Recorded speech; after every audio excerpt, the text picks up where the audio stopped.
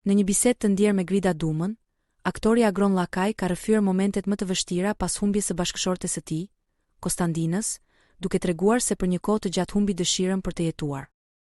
Llakaj tregon se dhimbja e tij ishte aq e madhe saqë nuk ka dashur të vazhdojë më jetën e tij. Në momentet e para nuk kupton se ku je. I kërkova vajzës t'i bënte grimin.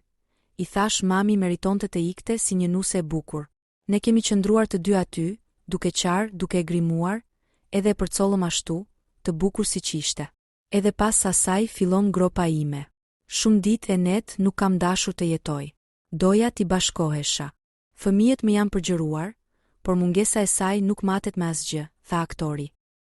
Agron Llakaj u ndal edhe te lidhja e veçantë që e bashkoi me bashkëshorten e tij për vite me radhë, duke e cilësuar si një dashuri të pavdekshme. Në kujtimet që po shkruaj për librin Kostandina, i kam thënë: faleminderit që nuk ma lëshove dorën kur.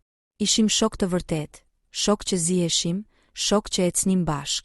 Unë jam një njeri toksor, nuk kam fluturuar ndonjëherë nga emri apo fama. Jam mes njerëzve, eci në këmbë, shkoj në punë në këmbë, u shpreh ai. Rrëfimi i tij është një dëshmi prekse për dashurinë, humbjen dhe forcën që kërkon të vazhdosh jetën pas një dhimbjeje kaq të thellë.